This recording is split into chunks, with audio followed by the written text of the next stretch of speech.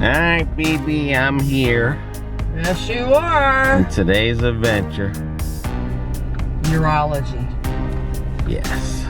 Let's go.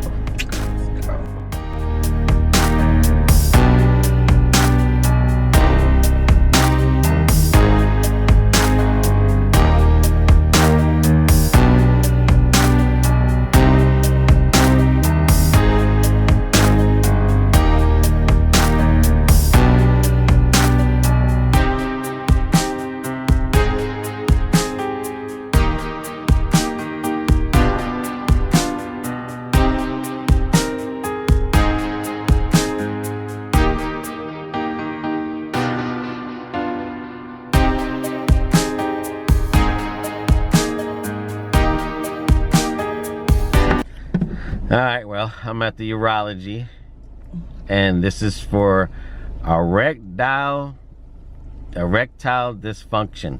And his leaking. Is it about my leaking? As well, yes. Really? They do both, because it's all connected. Oh, okay. Well, anyway, the last time I made a video was when I went to that one guy in USF, and he wanted me to inject my pee-pee. Well, that didn't work out because every time we call up the prescription place, now mind you, this comes out of a lab. These needles come out of a lab. They don't come from Walgreens, Publix, or a thing. You have to thing from the lab. They were never in stock. So after thinking about it, I was like, you know what? Let's find someone from Florida Medical to see if there's something better than injecting my pee-pee every time. Well, I had to do it, what, 4 times a week? Yeah. Jesus Christ. And that was right when you had your hand surgery. Right, and he don't like needles to begin with. Yeah, and if it, let alone needles there, you know, just makes it worse. So let's see what this guy's about. I'm hoping he gives me pills. And this is all part of the cancer when you get your prostate removed. You get your prostate removed, and then you go see the erectile guy to get you working again, to back to where you used to be. So this is still a long process. Unfortunately for me, it's been a long process. Some people, it would have been sooner, but to get in to see this guy and then waiting on the other people, I wasted time, you know, things. So hopefully I can get you in as close as I can to hear the doctor, and hopefully this will help people out. You know, normally guys wouldn't talk about this stuff if they didn't have their prostate pull. Like I don't think I would be on here talking about it. But after all that, I mean, that's been done to me. You didn't have a problem until after they removed the prostate. Right, but I'm saying some people, it's a problem mentally. What I'm just saying is that the cancer treatment that I went through up to the surgery and everything, I have been so exposed that I don't have no shame no more. That's what, you know what I'm saying? Like, you know, not shame, but the point is, it's like, I'm not scared to talk about anything no more. So if I didn't have the prostate removed, I might have a problem talking about that. Okay? Okay. That's what I mean, like that. All right, let's go inside. I'm here to try to get erections. Okay. I had prostate cancer, and I had my prostate removed. Okay. And then I was supposed to see a person like you through the USF. They gave me an injection, and then they gave me a prescription, but every time the warehouse, wherever, they never had it in. So I gave up on them. Okay. I spoke to Dr. Bunker, and I was like, listen, just give me someone with Florida Medical, because... And you went through all the Viagra's, Levitras, Cialis? No. This guy went straight to... Well, the Cialis is only at 5. Okay. But they said that's only just to... I just assumed it was just to give it to me just because I didn't have a prostate. Well, it's a concept called penile rehab therapy. Okay. So one of the things that they're called PD5 inhibitors, so Viagra, Levitra, Cialis, all those things, they increase blood flow. Okay. When you have the prostate removed, you have to cut some blood vessels. You can have neovascularization. And the theory behind it is it's not so much you're giving it to help get an erection, you're giving it to help heal the area to increase Okay, yeah, blood flow. yeah. I think that's why it was the 5. Yeah, stuff, so. yeah. So that's hit or miss with people. Sometimes they say, I had a prostatectomy and I started taking this and I was still able to get erection. Sometimes if you had a prostatectomy and you took it, and you don't get an erection. It hasn't really been proven one way or the other. Say yes, you will get an erection with this after. It has had some proof with some healing markers and some healing indications that it helps the area improve healing afterwards. So Yeah. That's what I thought I was taking. Yeah. So those are kind of the options. Would be number one, you could try a higher dose, like a dose. Are you getting any erection whatsoever? Like any? I want to say like when I'm getting ready to take a number 2, I have an erection, like, not a hard erection, but I get a short erection. I think one night, I don't know if it was like, they call it like a wet dream, but I felt something down there. So I know it's, there's something there. I know that much. Okay. So, I mean, I haven't given up. But as far as like in the beginning, because I was leaking a lot, it was really a turn off to me. Right. So I'm not leaking like that no more. So that's the good part. All right. There. But. And you're still within that year. So I mean,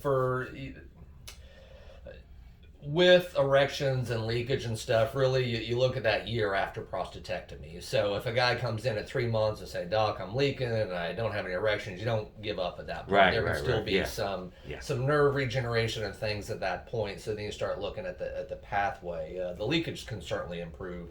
Hopefully they're told you about Kegel's exercises and kind of squeezing those pelvic I went muscles through all that and stuff. everything. It's just coughing and sneezing is my enemy. Yeah. So. Everything else I feel good. Okay. And laying on my back, I just leak a little, but it's on and off. That's a hit or miss. Right. You still go through the same pathway after a prostatectomy with erections. You can start with full dose of like Viagra, Levitra, Cialis, those type of things. That would be one option. You could add a vacuum pump plus like a ring. So the theory with that, and this is kind of stepwise from least invasive to most invasive. So, for instance, you can take the 5 milligrams daily, and although it's off-label, you could take 20 milligrams of Cialis before sex, like an hour before sex. Right. And the fact is, a lot of things have to do with the indication. So the FDA says, oh, well, this drug's for this and this drug's for this, and oh, you're mixing these 2 drugs. The reality is that with those medications, the doses of like Viagra, Levitra, Cialis, it's not like it's 20 milligrams the max, and if you go a little bit more, you're going to have terrible problems. When they do those trials on guys before, like the phase 3 trials, they look and they say, what's a max dose that we can give before bad things start happening? What bad things being their side effects. And what that is they look, so for instance, Viagra is a famous one. 100 milligrams is the dose of that. They were giving guys 200 and 300 milligrams, some guys 400 milligrams, pardon me, of Viagra. And what happens is, this is a graph, this is good effects and this is bad effects.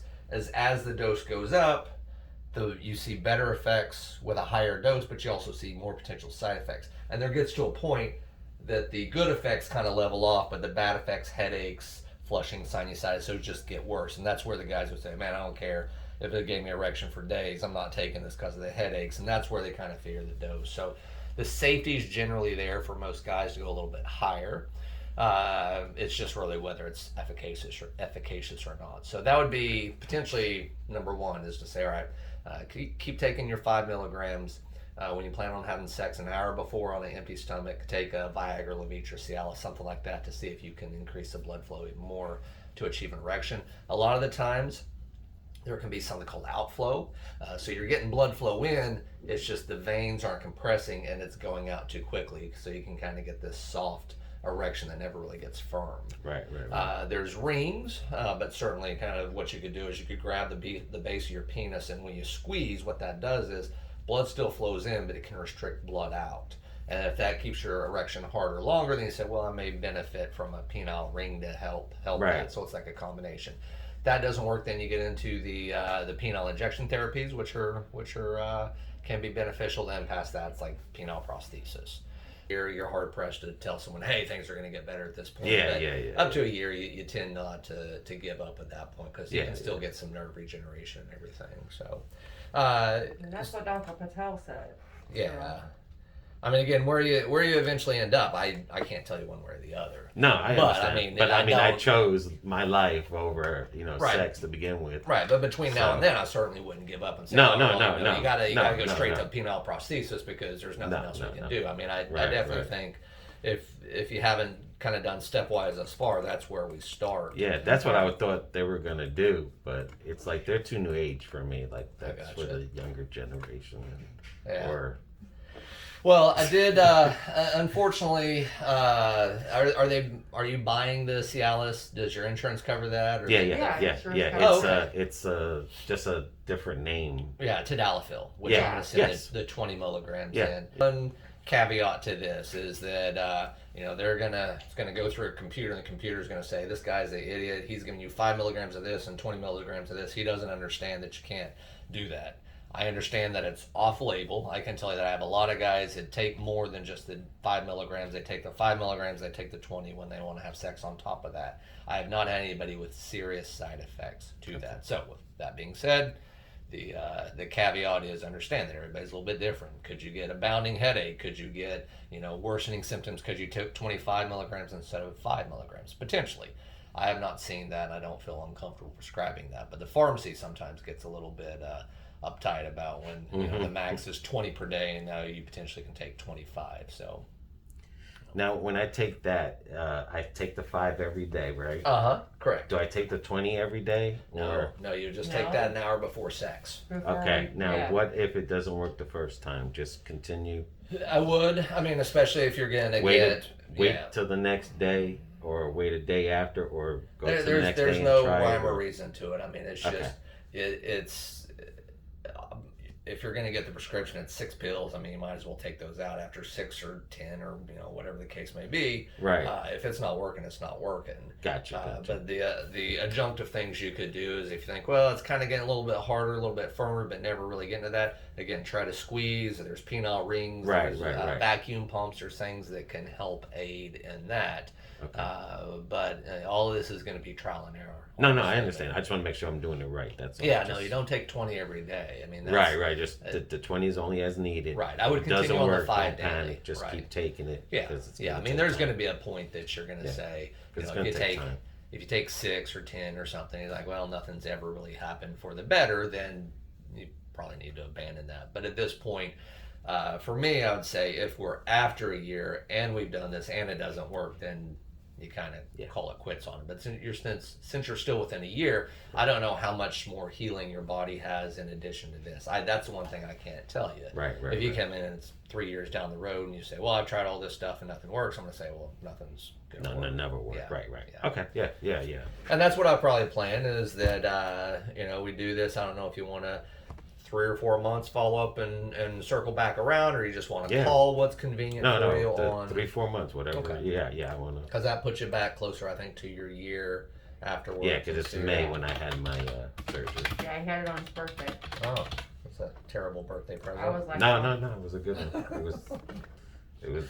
They chose the date. I went in with cancer and I woke up without cancer, and it's easy to count. Yeah. My 20 years of cancer free. So I've done that in the past, not prostatectomies, but I've operated on several people's birthday, and I look and it's like I write down and see the birthday. I was like, well, that's a terrible birthday present. Anytime you're in the operating room on your birthday, that's not. We'll do the extra dose. Remember, potentially just squeezing the base of your penis, and that could. And then, like you said, the ring or something. Vacuum pumps. Most of the vacuum pumps come with the ring. There are just rings alone that you can get. But before you go and spend money on that, if you're starting to get an erection, I would squeeze, because you're going to be able to squeeze. Just like I can make my finger turn purple if I squeeze long enough. I'm not stopping the arterial flow, but I am stopping the venous flow, and that's actually how you get an erection. Is the arterial flow goes in, it compresses the veins on the outside, and then you get an erection. Then once you take care of business, it goes back and the vein starts. Okay. So a lot of guys that have had surgery, there's a venous leak and it goes in, but it just comes out too quickly. So you're trying to halt that venous flow back in